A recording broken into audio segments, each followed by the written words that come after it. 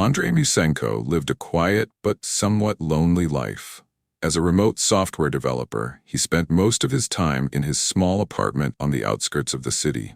His world revolved around work, a few favorite books, and evening walks alone. Though his life was stable, he often felt like something was missing, something that could fill a void he hadn't even realized existed. But he never expected that a simple trip to the grocery store would change his life forever. One autumn afternoon, Andrei was pushing his shopping cart to the parking lot when something unusual caught his attention. On the back of a nearby pickup truck, there was a small metal cage. Inside, curled up in a tight ball, was a young German Shepherd. Its black and tan fur was slightly dirty, but its eyes were particularly bright and intelligent. However, they were filled with sadness, as if the little creature had already experienced hardship and fear. Andrei's heart tightened. He stepped closer, squatting down to get a better look. The puppy's ears twitched at the sound of his footsteps, but it didn't bark or growl. Instead, it stared at him, as if trying to figure out whether he was a threat or a savior. "Hey there, little one," Andrei murmured, reaching a hand through the bars. The puppy sniffed his fingers carefully, then licked them lightly. A strange warmth spread through Andrei's chest. A moment later, the truck's owner, a middle-aged man with a weary face, returned. Andrei immediately stood up. "Excuse me, is this your dog?" The man sighed. "No, I found him near my farm. He was abandoned." Andrei frowned. "Abandoned?" The man nodded. "He showed up about a week ago. My farmhands and I tried to chase him away, but he wouldn't leave. He was obviously starving, looking for food." The man paused for a moment before continuing in a heavy voice.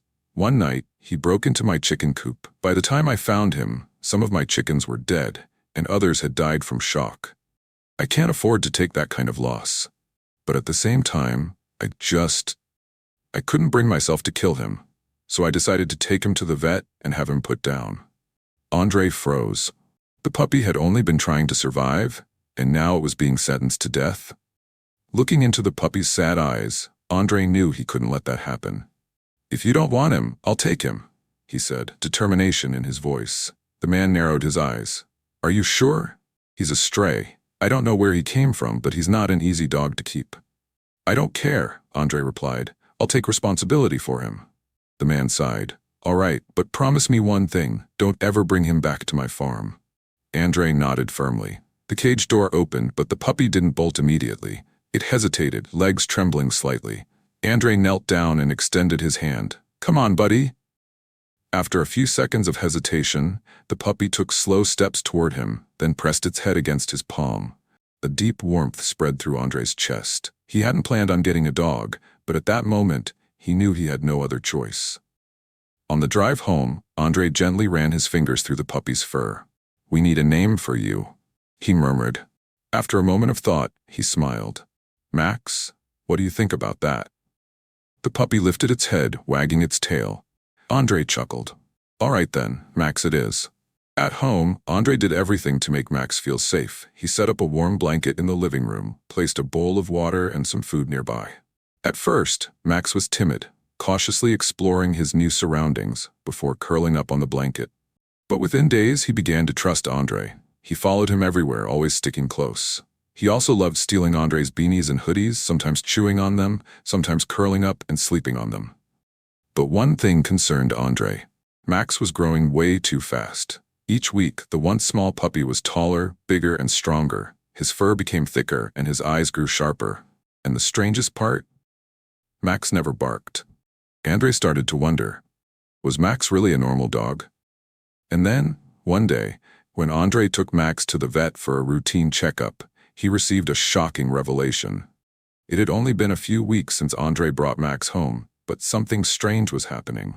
Max was growing at an alarming rate. When Andrei first adopted him, Max had been a small, scrawny puppy. But now, in just 3 months, he had almost reached the size of an adult German Shepherd. Normally, German Shepherds took over a year to fully grow, but Max was already almost there. Not only that, but his fur was thicker and longer than expected, and his frame was broader and more powerful than a typical German Shepherd. Andrei couldn't ignore it anymore. Something about Max was different. Aside from his rapid growth, Max also had some odd behaviors. He never barked, no matter the situation, Max was completely silent. Even when a stranger knocked on the door or when other dogs barked at him, he didn't make a sound. Other dogs were afraid of him.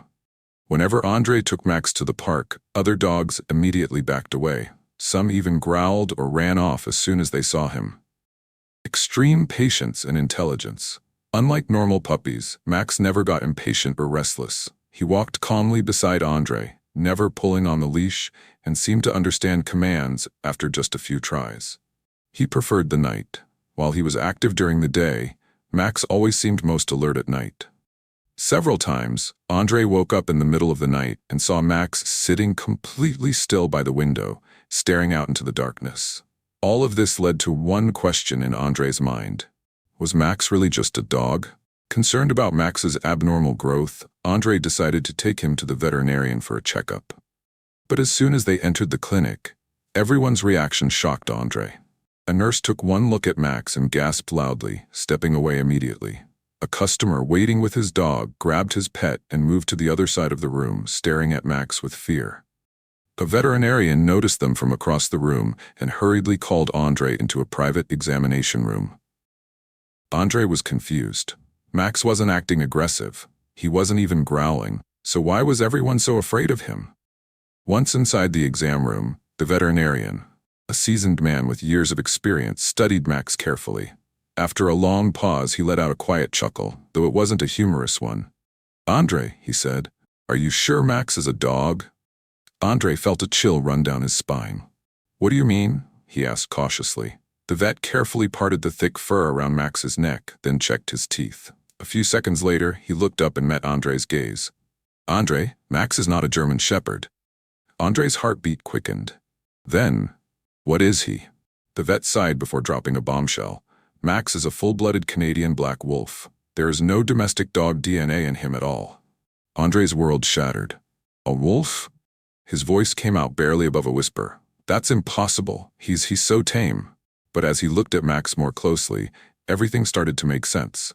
Why had Max grown so fast? Because he wasn't a domestic dog. Wolves matured much quicker. Why was his fur so much thicker than normal? Because it was designed to survive in the wild, not in a household. Why didn't he bark? Because wolves don't bark like dogs. They growl, whimper, or howl. Why were other dogs afraid of him? Because they could instinctively sense he was not one of them. Andre felt his stomach twist. For months, he had been raising a wolf without even realizing it. And the worst part? The vet gave him a serious look and said, "Andre, I have to report this to the Wildlife Authority. According to the law, you cannot keep a wolf in a residential area. An officer will come to inspect Max, and they might take him away."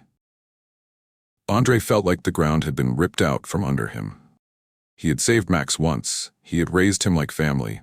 But now, just because of a truth he never saw coming, the government might take Max away forever. And Andre could not let that happen. Andre sat frozen in the vet's office, gripping Max's leash tightly. Everything had happened too fast. Just minutes ago, he thought this was a routine checkup. But now he was on the verge of losing Max forever. The vet continued, his voice cautious. "Andre, under wildlife protection laws, keeping a wolf in a residential area is illegal. I have no choice but to report this case, and a government wildlife inspector will be sent to evaluate the situation." Andre's heart pounded in his chest. What happens if they decide I can't keep him? The vet sighed. They will likely relocate him to a wildlife sanctuary. If they determine he can't be released into the wild, he could end up in a captive facility, possibly even a zoo. Andre felt like he was suffocating. A life behind bars? After everything Max had been through, was this his fate? Max had never known the wild. If they took him away, he wouldn't understand why. He would think Andre had abandoned him. No, that wasn't an option. Andre knew he had to do something. As he drove home, his mind raced through every possible solution. Max lay in the back seat, resting his head on his paws, completely unaware that his fate was being decided by strangers. By the time Andre arrived home, he had made up his mind. If the law said Max couldn't stay in the city, then the answer was simple. Andre would leave the city. It was an insane idea, but it was the only way. To keep Max, Andre would have to sell his apartment and leave his old life behind. Find a remote property where wolves could legally be kept. build an enclosure that met the standards for wildlife housing, completely change his way of living, far from civilization, in a place where Max could be free. It was a massive sacrifice, but if it meant keeping Max safe, Andre was willing to do it. A few days later, the government wildlife inspector arrived. He was a tall, serious-looking man in his late 50s, with a weathered face that suggested years of experience dealing with animals.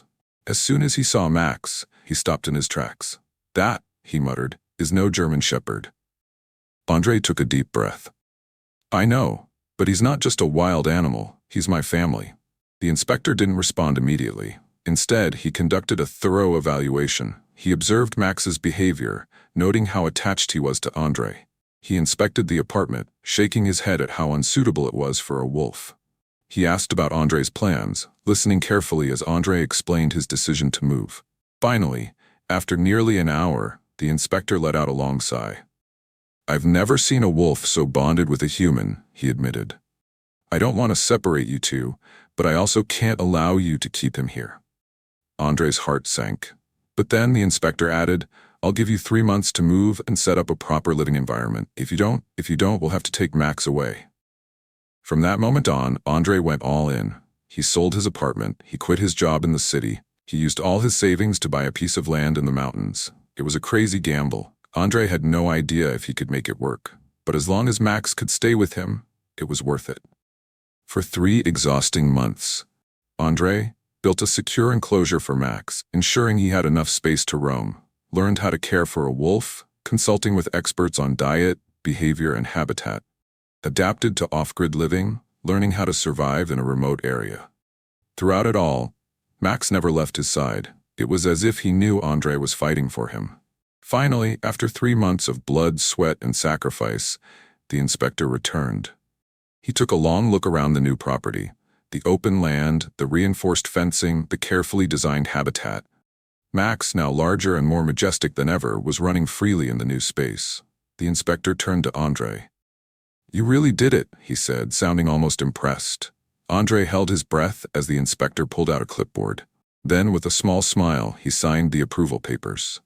"You're officially licensed to keep Max."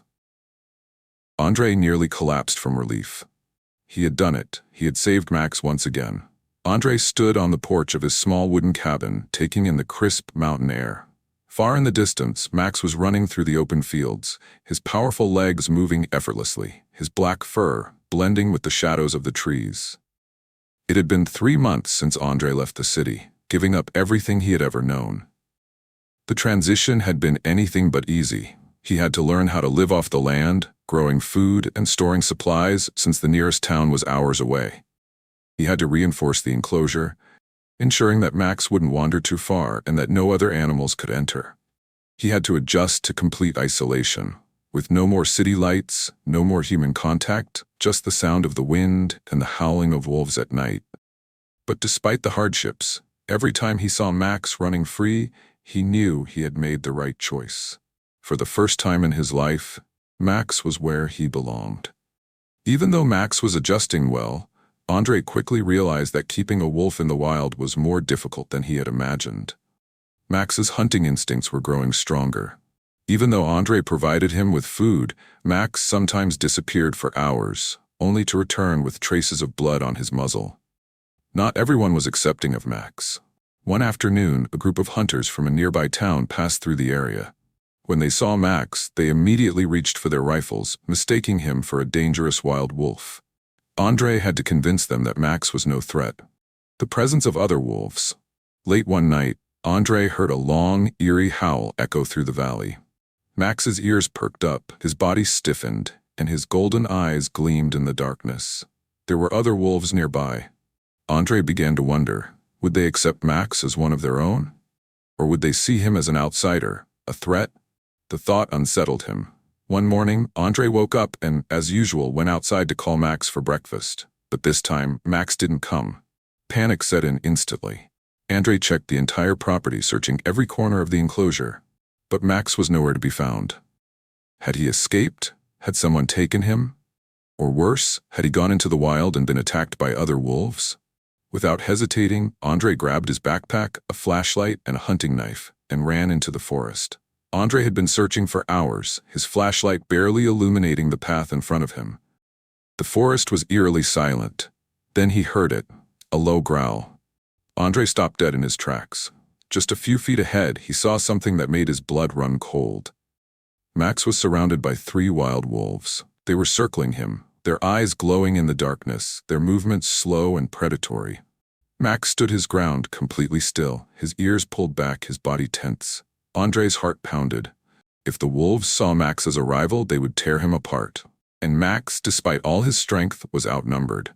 Andre had no gun, no way to fight off 3 wild wolves. But he had one thing no other wolf did: a bond with Max. Andre took a deep breath. Then, with all the confidence he could muster, he stepped forward and called out, "Max, come here, buddy." The wolves immediately turned their heads toward him, their growls deepening. Andre did not back down. He raised his arms slightly, making himself look bigger, stronger. For a few tense moments, Max remained frozen. Andre could see the conflict in his golden eyes. This was the moment of truth. Would Max choose his wild instincts, or would he choose Andre? Then, finally, Max turned away from the wolves and ran to Andre. The other wolves snarled, but didn't pursue him. They had made their judgment. Max was not one of them. As soon as Max reached Andre, the 2 wolves gave one last growl and vanished into the trees. Andre fell to his knees, wrapping his arms around Max. "You scared the hell out of me," he whispered. Max let out a soft whimper, pressing his massive head against Andre's chest. At that moment, Andre knew. Max had made his choice. He had chosen home. As they walked back to the cabin, Andre's mind was racing. Max had been given a chance to join a wild pack, but he had refused. Why? Because Max wasn't just a wolf anymore. He was something more, something between 2 worlds. And that's when Andre made a decision. He would expand the sanctuary, not just for Max, but for other animals like him. He would create a space for creatures caught between 2 worlds, animals who could not return to the wild but didn't belong in captivity either.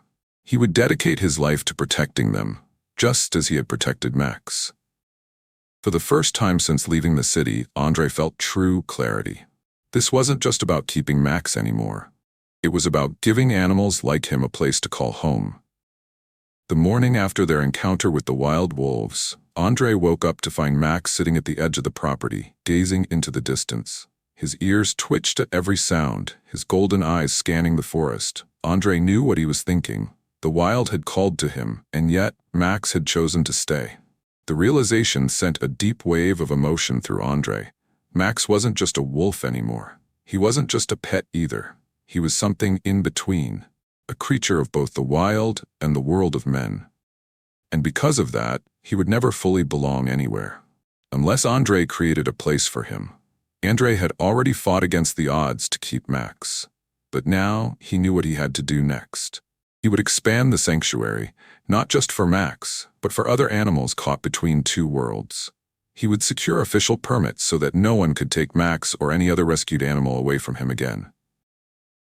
He would turn his land into a haven for animals who could not return to the wild but didn't belong in captivity either.